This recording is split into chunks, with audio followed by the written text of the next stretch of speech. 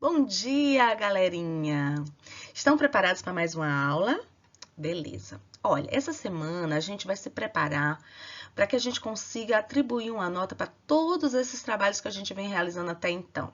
E aí, estão animados? Vamos começar? Gente, primeiro ponto, como é que eu quero essa avaliação? A avaliação vai seguir o molde daquela avaliação que o professor Cristiano fez com vocês. Acredito que ele tenha feito na sala de vocês também. Olha, nós temos que sentar e estudar, porque é gramática, é diferente das seletividades que a gente vem desenvolvendo. Nas seletividades, eu trabalho a parte de vocabulário, eu trabalho a parte de interpretação e, principalmente, toda a parte que a gente trabalha sobre temáticas. Então, a gente já viu sobre o tango, a gente já viu sobre a Argentina, a gente já viu sobre personalidades argentinas que fizeram história. Que mais? Outros tipos de dança e de ritmo e de música. O principal, que já caiu até no teste, toda a parte da origem do espanhol, castelhano, onde nasceu, como surgiu, enfim. Bom, e o que eu quero agora? Eu quero que vocês sentem e estudem. O que é que eu quero que vocês estudem? Vejam, verbos no presente do indicativo. Isso já caiu no teste, mas volta aqui, nessa avaliação.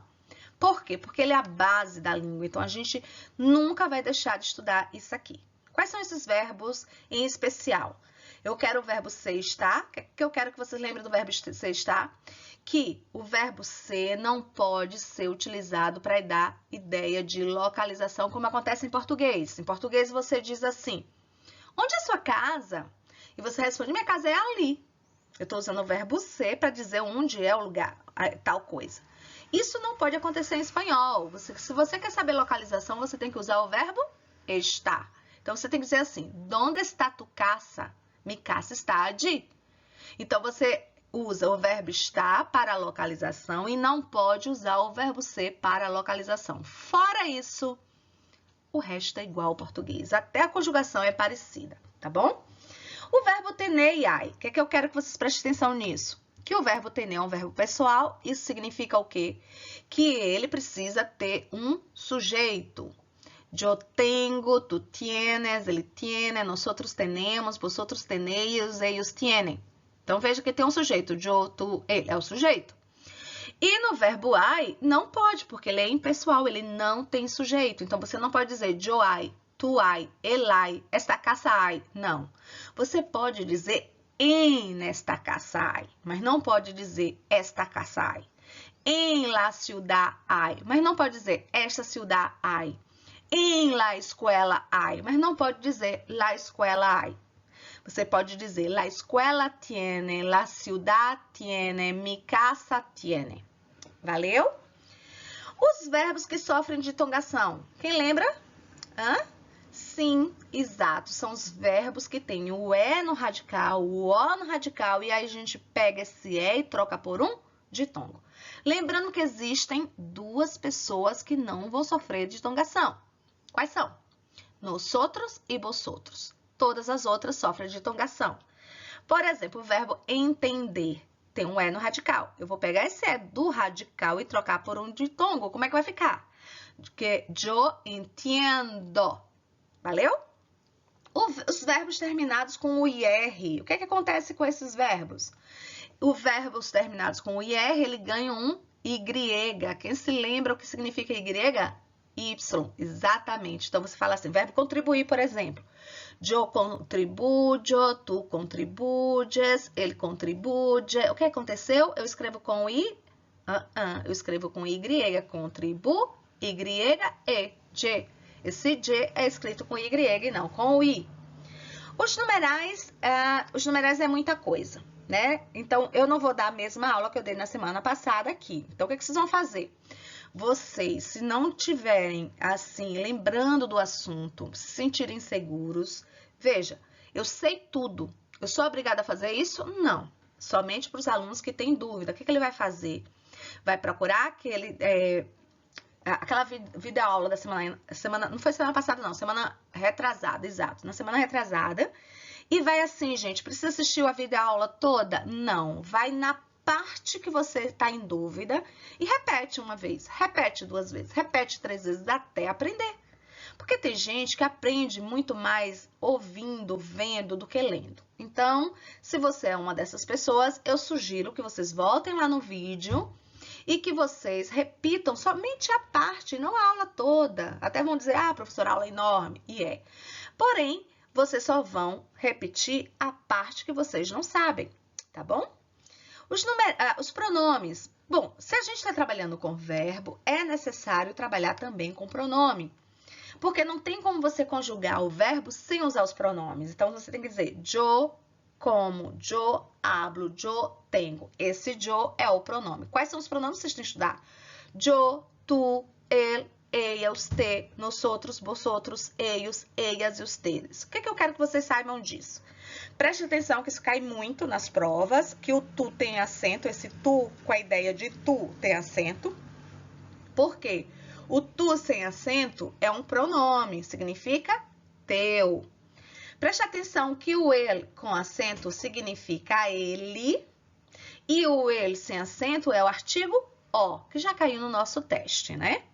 Pronto. Preste atenção que o nosotros e o vosotros, ele para ser passado para o feminino, você tem que trocar o o pelo a. Nosotras, vosotras. Lembrando que se você estiver numa sala com 30 mulheres e tiver só um homem, vai imperar o machismo. Você não vai falar nosotras, mesmo tendo 29 mulheres e um homem. Não vai. Vai ser o machismo. Você vai ter que dizer nosotros no masculino, embora tenha 29 mulheres. Demonstrativo. Os demonstrativos também é interessante que vocês procurem lá na videoaula. Porque é grandinho, tem um monte de detalhezinho. Então, vejam, não esqueçam que quando você estuda com demonstrativo, é interessante estudar junto os advérbios correspondentes. Quais são eles? Aqui. O aqui, quando indica o quê? Algo que esteja, ou alguém, né, que esteja perto da pessoa que fala. Então, eu posso usar aqui e acá. O aí, quando algo está perto da pessoa com quem eu falo, adi. Algo que está distante tanto de mim quanto da pessoa com quem eu falo, e a já, também distante das duas pessoas. Gente, esse aqui, ó, heterossemântico, heterogenérico, heterográfico, já caiu no teste e volta, não muita coisa, um pouquinho só, mas volta nessa avaliação. Como assim? Olha, vocês têm a Xerox, muitos por sinais, são vários, a gente trabalhou muito, bateu muito, mas é um assunto muito importante que sempre cai no vestibular. Não tem uma prova de vestibular que não cai esse assunto. Por isso a gente tem que estar batendo, e não é só esse primeiro ano não, no segundo volta, no terceiro volta, porque ele cai sempre, tá? Vocês vão pegar os xerocados que vocês trabalharam lá antes da quarentena e que inclusive vocês já estudaram para o teste. Vocês já fizeram o teste, eu já corrigi, já fechei nota, já tudo. Então, é um assunto já estudado, mas que eu quero que estudem de novo. E por quê? Porque vai cair de novo nessa avaliação. Certo que não vai cair muito, vai cair alguma coisinha assim, só, mas estejam cientes que é necessário estudar. Vamos relembrar rapidinho? Vejam. Heterossemântico, aqui está com 2 S, está com acento circunflexo porque está escrito em português. Em espanhol seria com S só, porque não existe 2 S em espanhol. Não teria esse acento circunflexo, porque em espanhol não existe o acento circunflexo. No caso, seria o que? La tilde, que é o acento equivalente ao nosso acento agudo. E o que significa heterossemântico? Significa palavras que têm a semântica diferente. Observe, hétero significa diferente. Semântico significa significado, sentido, ideia diferente. Então, você fala assim, a palavra rato. A gente pensa em português que rato é aquele animalzinho nojentinho, enfim. Porém, em espanhol, não. Rato quer dizer um momentinho, um tempinho. Eu voy allí y vuelvo num rato. Significa que eu vou ali e volto montado num rato? Não. Significa que eu vou ali e volto nesse instantinho, rapidinho, volto já.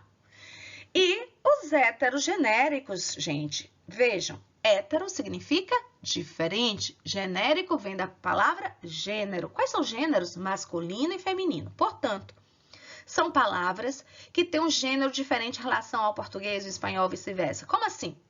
São palavras que em português são masculinas e em espanhol vão ser femininas. São palavras que em português são femininas e que em espanhol vão ser masculinas.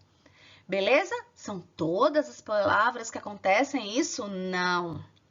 Vocês têm um xerocado que eu dei para vocês, já caiu no teste, inclusive. Vocês já estudaram, então vamos só relembrar. Esse assunto tem assim, tem uma pequena regra, mas o restante são... ele não tem uma regra, tem que sentar e estudar. Como assim? Qual é a regra? Palavras terminadas com AJE, tipo el paisaje, el pasaje, el viaje, são palavras masculinas em espanhol, repito, terminadas com AJE, mas que em português serão femininas. Então, vejam, el viaje, a viagem, el paisaje, a paisagem, el pasaje, a passagem. Viram? Isso é uma regrinha.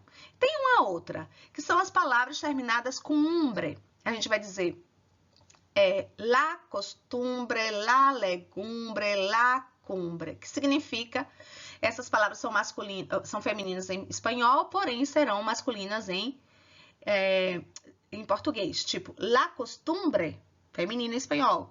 Como seria em português? O costume. La cumbre, feminino em espanhol, o cume em português, tá? Masculino. Qual foi a outra que eu falei? La legumbre, la legumbre, o legume. Entenderam? Repetindo, palavras terminadas com AJE, ela vai ser o quê? Masculina em espanhol, feminina em português. Palavras terminadas com umbre vão ser o quê? Vão ser femininas em espanhol e masculinas em português. Fora isso, gente, não tem outra regra. Vocês têm que sentar e pegar aquela tabelinha que eu dei para vocês e estudar. Heterográfico não cai tanto, né? Mas é bom que vocês saibam. O que é heterográfico? Heterográfico significa grafia diferente. São palavras que são escritas de uma forma diferente. Pronunciar igual, tem o mesmo sentido, porém, quando você vai escrever, escreve de forma diferente. Por exemplo, a palavra aluno. Em espanhol, você vai escrever com MN. Mas em português, não. Você só escreve com N. Harmonia. Em português, a gente escreve com H. Em espanhol, não tem o H. Então, são palavras que somente a grafia é diferente. Palavras heterotônicas. As palavras heterotônicas são palavras que têm a tonicidade diferente. A gente vai trabalhar isso na próxima unidade. É um assunto bem grandinho, porque tem que trabalhar a acentuação, a tonicidade, sílaba tônica, enfim. Porém, aqui, já que a gente está trabalhando os héteros, é necessário que vocês tenham uma noçãozinha do que eu estou falando. Então, veja, o que é hétero? Hétero quer dizer diferente. O que é tônico? Tonicidade. Então, são palavras que têm a sílaba tônica diferente da de português. Como assim? As palavras polícia, certo? Polícia. Em espanhol vai ser o quê? Policia. Democracia. Em espanhol vai ser o quê? Democrácia. Cérebro. Em espanhol, cerebro. Então, vejam, a sílaba tônica, onde você vai colocar mais força, vai ser diferente em relação ao português. Além dessas, tem também as heterofonéticas. São palavras que são escritas iguaizinhas ao português, têm o mesmo sentido. A única coisa que vai mudar, gente, é o som, é a forma como eu leio. Por exemplo, a palavra casa é igualzinha, C-A-S-A.